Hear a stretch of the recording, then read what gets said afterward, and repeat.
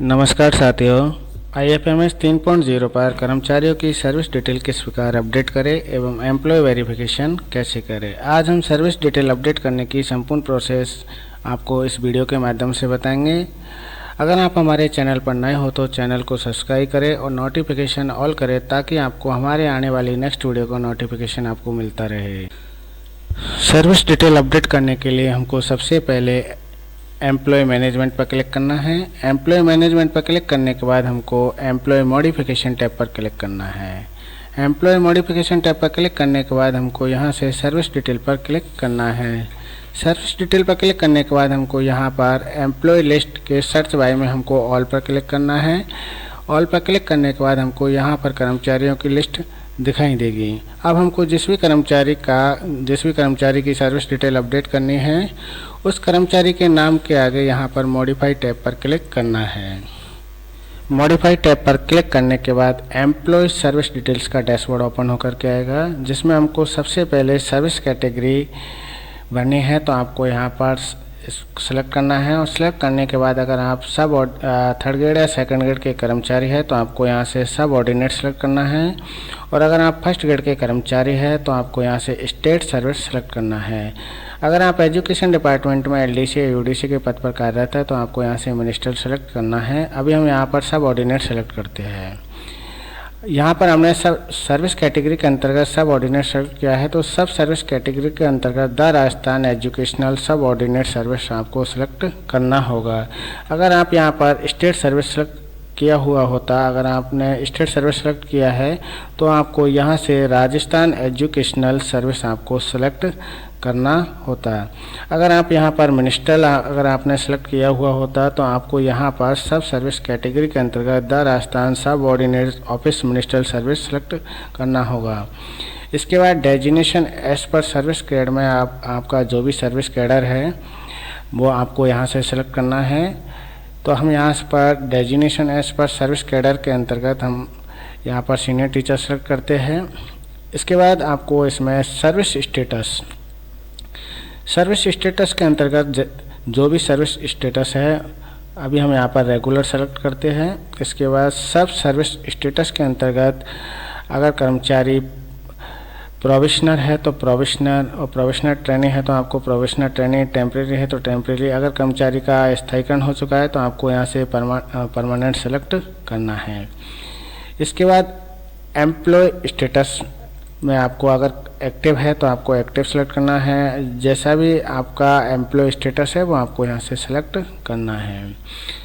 इसके बाद यहाँ पर एंटरटेनमेंट स्टेटस के अंतर्गत अगर कर्मचारी 1/1/2004 से पहले का है तो आपको बेनिफिट बिफोर 1/1/2004 सेलेक्ट करना है। अगर कर्मचारी 1/1/2004 से 31/3/2022 के मध्य है तो आपको फ्रॉम 1/1/2004 टू 31/3/2022 OPS सेलेक्ट करना है। अगर कर्मचारी 1/4/2022 के बाद का है तो आपको ऑन आफ्टर 1/4/2022 OPS सेलेक्ट करना है। हमारे केस में कर्मचारी 1/4/2022 के बाद का है तो हम 1/4/2022 सेलेक्ट करते हैं। गजेटेड और नॉन गजेटेड, अगर कर्मचारी थर्ड ग्रेड या सेकंड ग्रेड का कर्मचारी है तो आपको नॉन गजेटेड, और अगर कर्मचारी फर्स्ट ग्रेड का है तो आपको यहाँ पर गजेटेड सेलेक्ट करना है।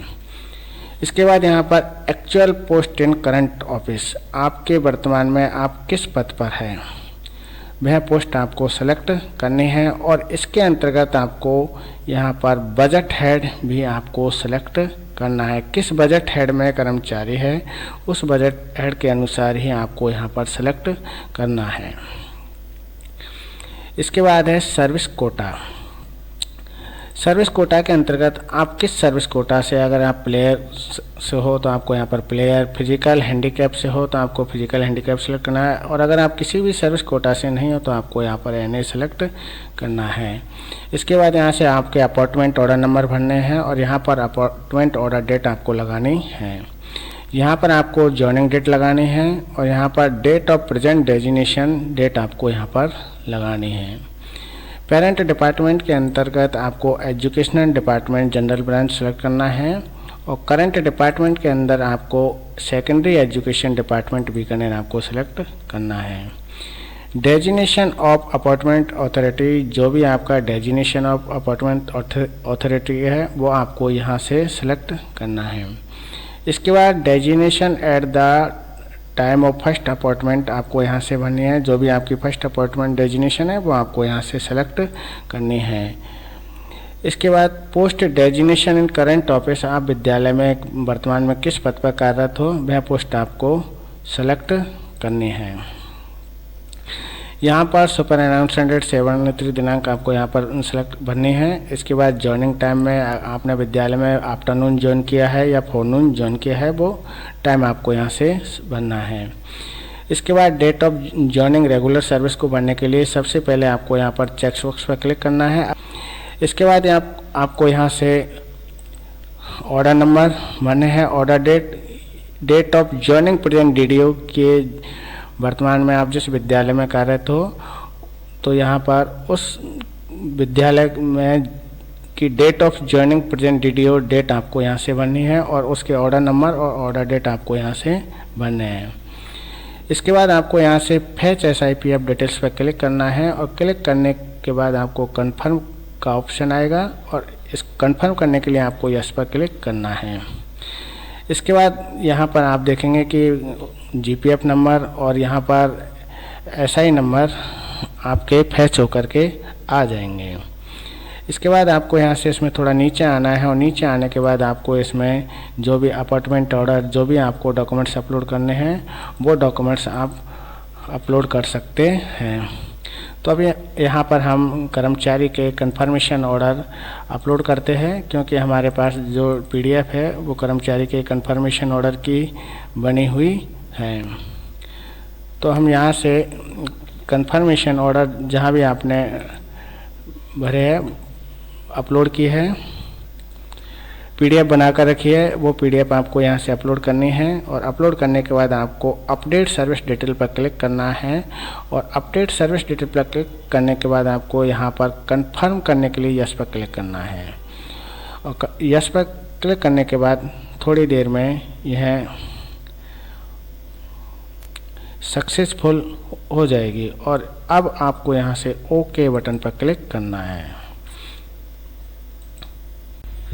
सर्विस डिटेल अपडेट करने के बाद अब हम एम्प्लॉय वेरिफिकेशन किस प्रकार से करें। तो एम्प्लॉय वेरिफिकेशन करने के लिए आपको सबसे पहले एम्प्लॉय मैनेजमेंट टैब पर क्लिक करना है और एम्प्लॉय मैनेजमेंट टैब पर क्लिक करने के बाद आपको थोड़ा नीचे आना है और नीचे आने के बाद आपको यहाँ से वेरिफिकेशन टैब पर क्लिक करना है। वेरिफिकेशन टैब पर क्लिक करने के बाद आपको एम्प्लॉय वेरिफिकेशन टैब पर क्लिक करना है। इसके बाद यहाँ से आपको एम्प्लॉय लिस्ट के सर्च बाय में यहाँ पर ऑल सेलेक्ट करना है। ऑल सेलेक्ट करने के बाद हम देखेंगे कि जिस भी कर्मचारी का आपको वेरिफिकेशन करना है तो आपको यहाँ से वेरीफाई पर क्लिक करना है और यहाँ पर जिस कर्मचारी का वेरिफिकेशन हो चुका है तो उसके नाम के आगे यहाँ पर आपको वेरीफाइड दिखाई देगा। अभी हमारे इस कर्मचारी का हमको इसको वेरीफाई करना है, इसका वेरिफिकेशन करना है तो हमको इसके नाम के आगे इस वेरीफाई टैब पर क्लिक करना होगा। वेरीफाई टैब पर क्लिक करने के बाद एम्प्लॉय मास्टर का डैशबोर्ड ओपन होकर के आएगा। इसके अंतर्गत एस माइग्रेटेड फ्रॉम IFMS 2.0 के अनुसार डाटा आपको दिखाई देगा। अब आपको यहाँ से to be updated tick if change required, आपको यहाँ पर जो भी ग्रीन टिक दिखाई दे रहा है वह डाटा आपको चेंज करना है। तो पहला है सेलेक्ट जेंडर के अनुसार, कर्मचारी अगर मेल है तो मेल और फीमेल है तो आपको फीमेल सेलेक्ट करना है। इसके बाद यहाँ पर मैरिटल स्टेटस के अंतर्गत कर्मचारी मैरिड है तो मैरिड, अनमैरिड है तो आपको यहाँ से अनमैरिड सेलेक्ट करना है। और अब इसमें थोड़ा नीचे आना है और नीचे आने के बाद कर्मचारी की सर्विस कैटेगरी, अगर कर्मचारी सेकंड ग्रेड या थर्ड ग्रेड का है तो आपको यहाँ से सब ऑर्डिनेट सेलेक्ट करना है और अगर कर्मचारी फर्स्ट ग्रेड का है तो आपको स्टेट सर्विस सेलेक्ट करना है। तो हम यहाँ से सब ऑर्डिनेट सेलेक्ट करते हैं और सब ऑर्डिनेट के लिए यहाँ पर सर्विस सब कैटेगरी के अंतर्गत द राजस्थान एजुकेशनल सब ऑर्डिनेट सर्विस सेलेक्ट करना है और अगर आपने स्टेट सर्विस सेलेक्ट किया है तो यहाँ पर राजस्थान एजुकेशनल सर्विस आपको सेलेक्ट करना है। Designation as per service cadre के अनुसार जो भी कर्मचारी का डेजिग्नेशन है वो आपको यहाँ से सेलेक्ट करना है। इसके बाद आपको यहाँ से कर्मचारी गजेटेड है या नॉन गजेटेड है, अगर कर्मचारी फर्स्ट ग्रेड है तो गजेटेड रहेगा और कर्मचारी थर्ड ग्रेड या सेकंड ग्रेड है तो आपको यहाँ पर नॉन गजेटेड दिखाई देगा। पेरेंट डिपार्टमेंट के अंतर्गत आपको यहाँ से educational education department general branch आपको सेलेक्ट करना है। इसके बाद करंट डिपार्टमेंट के अंतर्गत आपको यहाँ से सेकेंडरी एजुकेशन डिपार्टमेंट बीकानेर आपको सिलेक्ट करना है।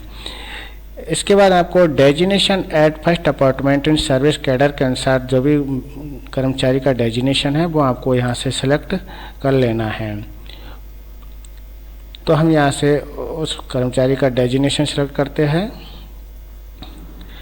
इसके बाद पोस्ट मैप्ड इन करंट ऑफिस, तो विद्यालय में जिस पोस्ट पर कर्मचारी कार्यरत है वह पोस्ट आपको सिलेक्ट करनी है और यह भी देखना है कि कर्मचारी का बजट हेड भी आपको साथ साथ में चेक करना है।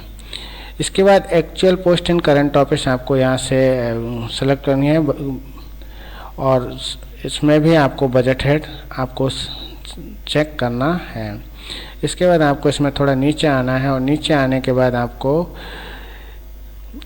यहाँ पर फैमिली डिटेल्स आपको दिखाई देगी। तो फैमिली डिटेल्स के अंतर्गत आपको इसमें वर्किंग और नॉन वर्किंग आपको भरना है। तो अगर वर्किंग है तो वर्किंग और नॉन वर्किंग है तो आपको इसमें नॉन वर्किंग आपको सिलेक्ट करना है। और रिलेशनशिप में आपका रिलेशन क्या है वह रिलेशन आपको इसमें भरना है। फैमिली डिटेल्स डाटा भरने के बाद आपको इसमें यहाँ पर इज वेरीफाइड में आपको यस पर क्लिक करना है और क्लिक करने के बाद आपको यहाँ से सबमिट बटन पर क्लिक करना है। सबमिट बटन पर क्लिक करने के बाद आपको यहाँ से कंफर्म करने के लिए इसको यस पर क्लिक करना है और इस प्रकार से हमारे कर्मचारी का जो डाटा है वो कंफर्म हो चुका है, सक्सेसफुल का पॉपअप आ चुका है। अब हमको यहाँ से इसको ओके बटन पर क्लिक